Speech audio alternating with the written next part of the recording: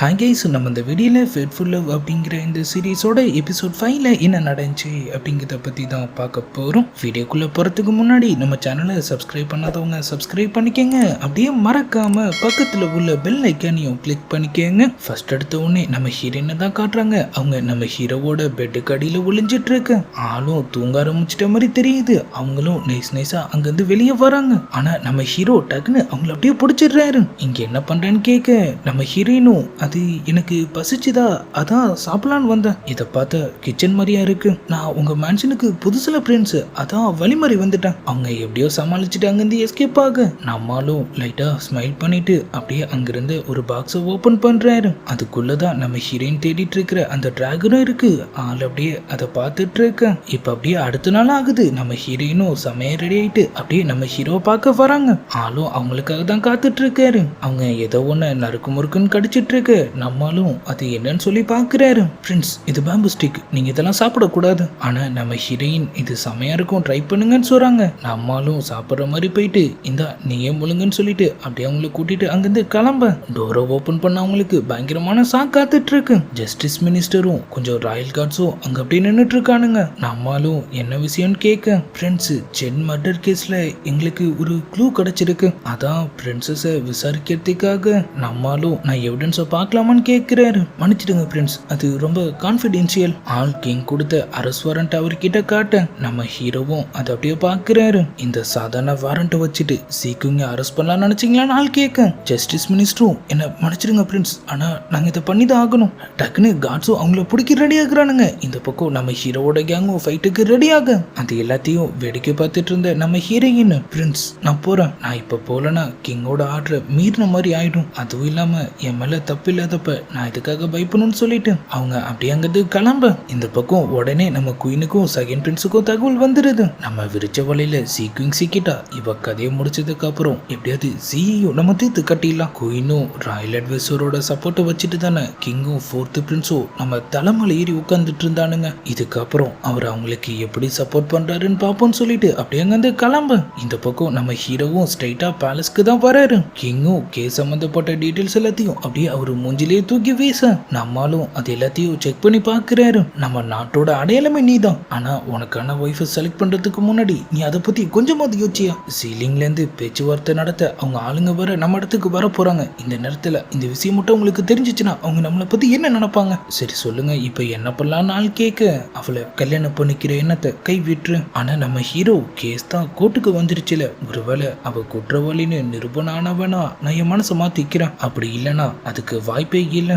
ஆள் அந்த ஃபைலை திரும்ப கொடுத்துட்டு அப்படி அங்கிருந்து கிளம்ப அவரோட அசிஸ்டன்ட் கிட்ட, அன்னைக்கு நம்ம போட்டு தள்ள அந்த 2 பேரோட பாடியும் தோண்டி வெளியே எடுத்துரு, அந்த விஷயம் ஆபீசியல்ஸ்க்கு தெரியற மாதிரி பார்த்துக்கோன்னு ஆள் சொல்ல. இப்ப அப்படியே செல்லில் இருக்கிற நம்ம ஹீரோயினை தான் காட்டுறாங்க. அவங்க அப்படியே சோகமா உட்காந்துட்டு இருக்கு. திடீர்னு இப்ப அந்த பக்கமா யாரோ வர மாதிரி இருக்கு.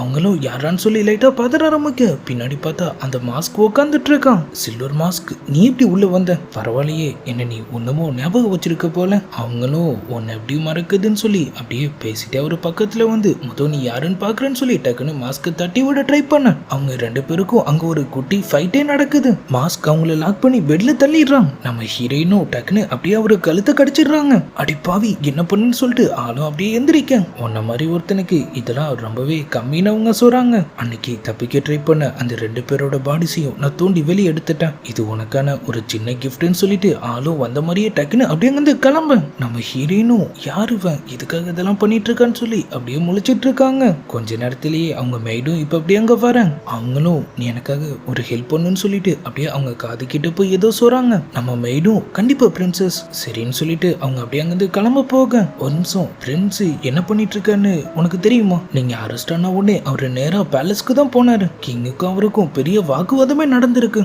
அவர் இது வரைக்கும் யாருக்காகவுமே இது மாதிரிலாம் சண்டை போட்டது இல்ல. அவருக்கு உங்க மேல உண்மையான லவ்னு அவங்க அப்படியே சொல்லிட்டு இருக்கு. நம்ம ஹீரோயின் போதும் சரி நீ கிளம்புன்னு சொல்லிடுறாங்க. இப்ப அப்படியே நம்ம ஹீரோ ஆள் தான் அந்த சில்வர் மாஸ்க் போல அவர் அப்படியே அவரு கழுத்தை பார்த்துட்டு இருக்காரு. யாரா இவன்னு சொல்லிட்டு ஆள் லைட்டா ஸ்மைல் பண்ண அவரோட அசிஸ்டன்ட் இப்ப அங்க வராரு. ஃப்ரெண்ட்ஸ் ஜென் மர்டர் கேஸை கிங் ஸ்ட்ரைட்டா இன்வெஸ்டிகேட் பண்ண போறாராம். ஆள் லைட்டா யோசிச்சுட்டு என்னை இன்வைட் பண்ணிருக்காரான்னு கேட்க, இல்ல ஃப்ரெண்ட்ஸ் அவங்க உங்களை அவாய்ட் பண்ண நினைக்கிறாங்க. ஆளும் அடுத்து என்ன பண்ணலான்னு சொல்லி அப்படியே யோசிச்சுட்டு இருக்கு. இப்ப அப்படியே அடுத்த நாளும் ஆகுது. சபையை கூட்டி கிங் உட்காந்துட்டு இருக்காரு. குற்றவாளியா நம்ம ஹீரோயினையும் ஜியையும் அப்படியே அங்க இழுத்துட்டு வராங்க. இவளுக்கும் சேர்த்துதான் ஸ்கெட்ச் போட்டிருக்காங்களான்னு சொல்லி நம்ம ஹீரோயினும் அப்படியே அவங்கள பார்க்க, ஜஸ்டிஸ் மினிஸ்டரும் உங்களுக்கு கடைசியா ஒரு வாய்ப்பு தரும், உங்க குற்றத்தை நீங்களே ஒத்துக்கிட்டீங்கன்னா அரசு உங்களுக்கு குறைஞ்சபட்ச தண்டனை கொடுப்பாரு. ஆனா நம்ம ஹீரோயின் நான் எந்த தப்புமே பண்ணலங்கிறப்ப நான் இதை ஒத்துக்கணும் அப்படியா விஷயம்னு சொல்லிட்டு கிங்கும் அவங்கள கூப்பிடுங்கன்னு சொல்ல, சென்னோட அப்பா அம்மா 2 பேரும் கதறிட்டு அப்படி அங்க வராங்க. கிங் என் பையனோட சாவுக்கு நீங்க தான் நியாயம் வாங்கி தரணும், அவனை அநியாயமா இந்த ராயல் அட்வைசரோட ஃபேமிலி தான் கொண்டு இருக்காங்க. ஜஸ்டிஸ் மினிஸ்டரும் ஆதாரம் இருக்கான்னு கேட்க, அன்னைக்கு அவங்க சென் கிட்ட இருந்து எழுதி வாங்கின அந்த லெட்டரை அவங்க தராங்க. கிங்கும் அதை வாங்கி அப்படியே பாக்குறாரு.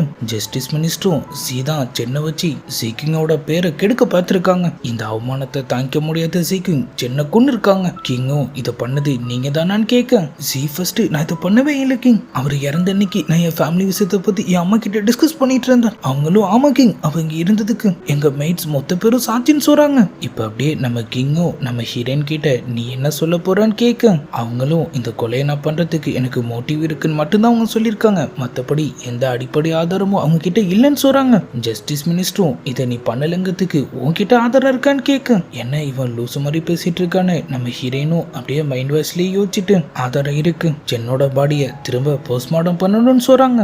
ஜஸ்டிஸ் மினிஸ்டர் ஏற்கனவே நாங்க அதெல்லாம் பண்ணியாச்சுன்னு சொல்ல, இறந்த நேரத்தை மட்டும் கண்டுபிடிக்காம கொலையாளி பயன்படுத்தின ஆயுதத்திலிருந்து அவன் என்ன மாதிரியான ஸ்கில் யூஸ் பண்ணாங்கிற வரைக்கும் எல்லாத்தையும் கண்டுபிடிக்கக்கூடிய ஒரு திறமையான ஒரு ஆபீசர் இங்க இருக்காருன்னு அவங்க சொல்ல, யாருன்னு அவங்க கேக்குறாங்க. ஜிஹி அவரு உண்மையிலேயே ஒரு வேற லெவல் ஆபீசர் தான், பல கேஸ்களை சால்வ் பண்ணிருப்பாரு, ஆனா ஆள் இப்ப எதுவுமே வேணான்னு சொல்லி தனிமையில வாழ்ந்துட்டு இருக்கு. நம்ம ஹீரோயின் நேத்து அவங்க மெய்ட் கிட்ட அவரை தான் இந்த பிரச்சனையை சால்வ் பண்ண கூட்டிட்டு வர சொல்லி இருந்திருப்பாங்க, ஆனா அவரு ரொம்ப காலமா செலிசன்ல தான் இருக்காரு, நம்ம கூப்பிட்டா அவரு வருவாராம். 4th பிரின்ஸோட பேரை யூஸ் பண்ண அவரு கண்டிப்பா வருவாருன்னு அவங்க சொல்ல, நம்ம செகண்ட் பிரின்ஸுக்கும் இப்ப லைட்டா டர்ராக ஆரம்பிக்குது. கிங்கும் சரி வர சொல்லுங்கன்னு சொல்ல, ஆளும் நேரா வந்து அவருக்கு ஒரு வணக்கத்தை போட்டுட்டு அப்படியே போய் சென்னோட பாடியை செக் பண்றாரு. கிங் காயத்தோட ஆழத்தை பார்க்கும்போது கொலைகார மார்ஷல் ஆர்ட்ல ரொம்பவே பெஸ்டான ஒரு ஆளா இருக்கணும், நம்ம ஹீரோயின் எனக்கு மார்ஷல் ஆர்ட்டே தெரியாதுன்னு சொல்றாங்க. அப்புறம் ஆள் ஒரு 7 அடி இருந்திருக்கலாம், கண்டிப்பா இதை பண்ணவன் ஒரு பையனா தான் இருக்க முடியும், அவன் யூஸ் பண்ண வெப்பன்னு எல்லா விஷயத்தையும் அவரு சொல்ல ஆரம்பிக்க, ஜஸ்டிஸ் மினிஸ்டர் அப்பயும் நீங்க சொல்றதெல்லாம் சரிதான், ஆனா பிரின்சஸ் இதை பண்ணலன்னு இப்பயும் நீங்க நிரூபிக்கலையே. ஆள் திரும்ப நேத்து ஒரு வில்லேஜ் கிட்ட இருந்து பொதுமக்கள் 2 பாடிஸை கண்டுபிடிச்சிருக்காங்கன்னு சொல்றாரு. கிங் அவங்க கையில இருந்த வெப்பன்ஸ் இந்த கொலையோட பர்ஃபெக்டா மேட்ச் ஆகுது.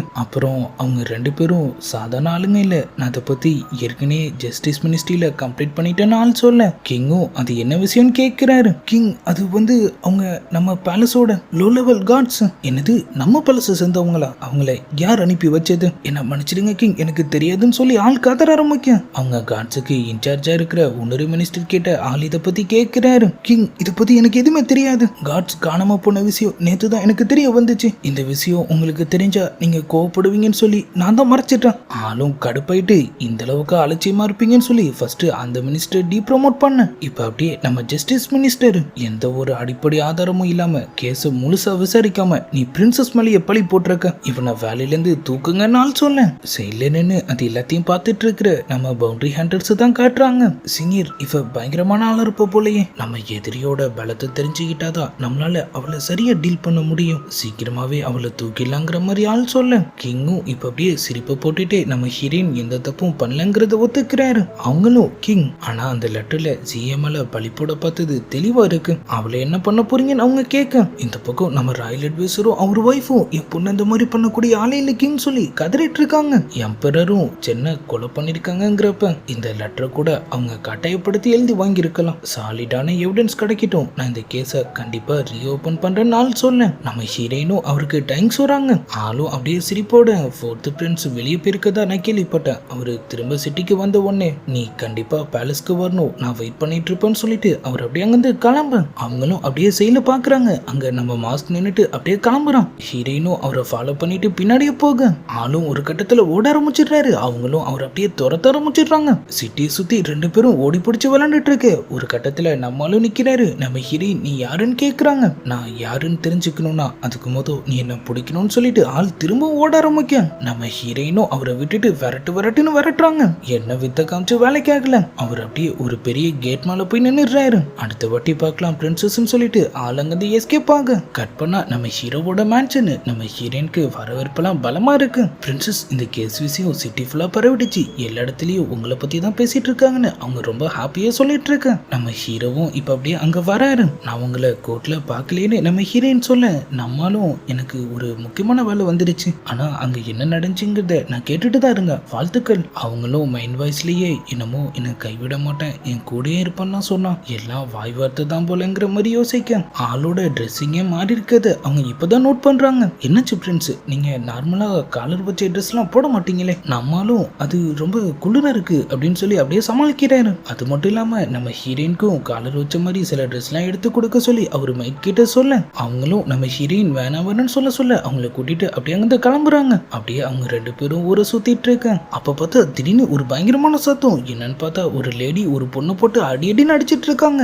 நம்ம ஹீரோயினுக்கு மனசே கேட்கல. அவங்க மெய்டு எவ்வளவு சொல்லியும் கேட்காம அங்க போய் என்ன பிரச்சனைன்னு கேட்க, என் பண்ணை இவ திருடிட்டு வந்துட்டான், அவ உயிரை விட உங்க பண்ணு தான் முக்கியமான அவங்க கேட்க, அப்ப காசு நீ தருவியான்னு அவங்க கேட்கறாங்க. நம்ம ஹீரோயினும் அவங்க கேட்டதை விட 10 மடங்கு காசு அவங்க மூஞ்சில விட்டு எரிஞ்சிட்டு அந்த பொண்ணுகிட்டையும் உனக்கு எதுவும் ஆகலங்கிற மாதிரி கேட்கறாங்க. ஆனா அவங்க எதுவுமே சொல்லாம அவங்க எல்லாரும் பசியில் இருப்பாங்கன்னு சொல்லிட்டு அப்படியே அங்கிருந்து கிளம்ப நம்ம ஜீக்குங்க அவங்க மைட் கிட்ட சொல்லி அவளை உடனே ஃபாலோ பண்ணு. அப்படியே கட் பண்ணா நம்ம ஹீரோயினோட கேரேஜ் ஒரு இடத்துக்கு வருது. அவங்க மைட் அங்க வெயிட் பண்ணிட்டு இருக்காங்க. பிரின்சஸ் இங்கதான் சொல்லிட்டு அவங்கள அப்படியே உள்ள கூட்டிட்டு போக அப்படியே எபிசோட் 5 முடியுது. நம்ம ஹீரோ தான் மாஸ்க்குங்கிற ட்விஸ்ட் எத்தனை பேர் எதிர்பார்த்தீங்கிறத மறக்காம கமெண்ட்ல சொல்லுங்க. அதே மாதிரி அவர் டிராகர்ல என்ன ரகசியம் மறைஞ்சிட்டு இருக்கு, குயின் அடுத்து என்ன கிரிமினலா யோசிக்க போறாங்கிறதெல்லாம் நம்ம நாளைக்கான வீடியோவை பார்த்து தெரிஞ்சுக்கலாம். அது வரைக்கும் குட் பை.